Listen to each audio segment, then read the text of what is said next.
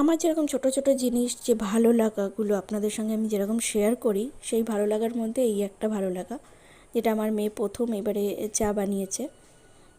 আর ওর এটা ছোট ছোট একটা জিনিসের মধ্যে শেখার মধ্যে এই একটা ব্যাপার।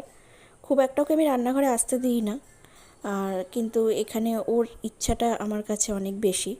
সেই কারণে ওর পাশে থেকে ওকে দেখিয়ে দিয়ে চা বানানো। আর প্রথম বানিয়েছে বলে এটা আমার সত্যিই খুব ভালো লেগেছে, আর ও নিজের ইচ্ছা থেকেই বানিয়েছে।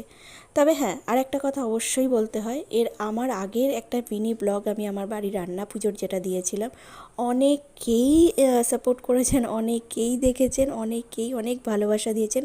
তার জন্য অসংখ্য ধন্যবাদ আপনাদেরকে, যারা আমার এইভাবে পাশে আছেন। আশা করি আপনারা প্রত্যেকটা মুহূর্তে আমার এইভাবেই পাশে থাকবেন। আর আমার এই ছোট মিনি ব্লগটা কেমন হলো সেটা অবশ্যই আমাকে জানাবেন। আমার মেয়ের চা বানানোটা কেমন করে বানিয়েছে সেটাও নিজেই বলবে।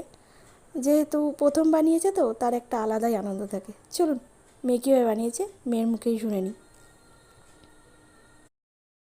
কেমন হয়েছে চা? আমি উনি বলছিল বেশি করে দে, বেশি করে দে। না, আমি অল্প করে দেবো।